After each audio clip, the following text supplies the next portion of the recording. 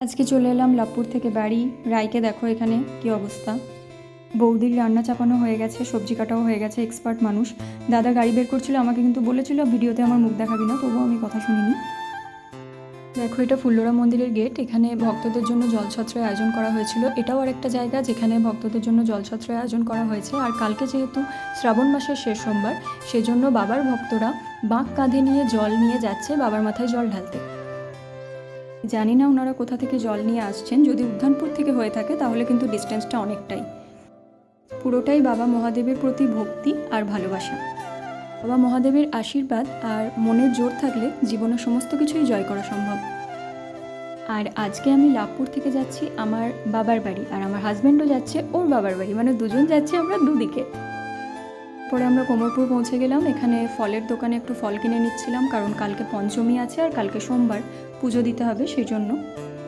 এখানে দেখো আমার জন্য ওয়েট করছে একজন, দিয়ে ফোন দেখছিল, তাই ক্যামেরা দেখে ভয় পেয়ে গেছে, আর তারপরে আবার লজ্জাও পেয়ে গেছে।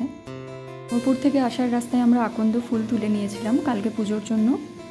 তারপরে আমরা দুজন কোমরপুর থেকে টোটো করে আমগুড়িয়া চলে এসেছিলাম। আমগুড়িয়া থেকে যাওয়ার সময় দেখলাম গাছে কলকে ফুল ধরে আছে। কালকে সকালে তো কোনোভাবেই পাওয়া সম্ভব নয়, তাই আজকেই ফুলটা তুলে রাখতে হবে। আকন্দ ফুল, ধুত্র ফুল, কলকে ফুল সমস্ত কিছুই আজকেই তুলে রাখতে হবে। সেজন্য যেভাবে সম্ভব ঝোপে ঝাড়ে উঠে যেভাবে পেরেছি ফুলটাকে পাড়ার চেষ্টা করেছি। দুটো ফুল ছিল। এবার চলে এসেছি, আমি আমাদের গ্রামে ঢুকে গেছি। এটা আমাদের মহাপ্রভুর মন্দির, পরে দেখাবো তোমাদের কোনো ভিডিওতে, এটা বাইরে থেকে দেখালাম। আর ওই যে বাবা মহাদেবের মন্দির, মা কালীর মন্দির।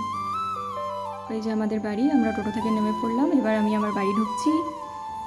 বাড়ি আসার একটা আলাদাই আনন্দ, সেটা নিশ্চয়ই তোমরা সবাই জানো। যে আমার মাম্মি রান্না করছিল তখন, আর বাবা তো ক্যামেরা দেখে ভয় পেয়ে গেছে, বাবা এটা আবার কি করছিস। আর আমাদের বাড়ির সব থেকে শান্ত ছেলের সাথে শেষে পরিচয় করালাম।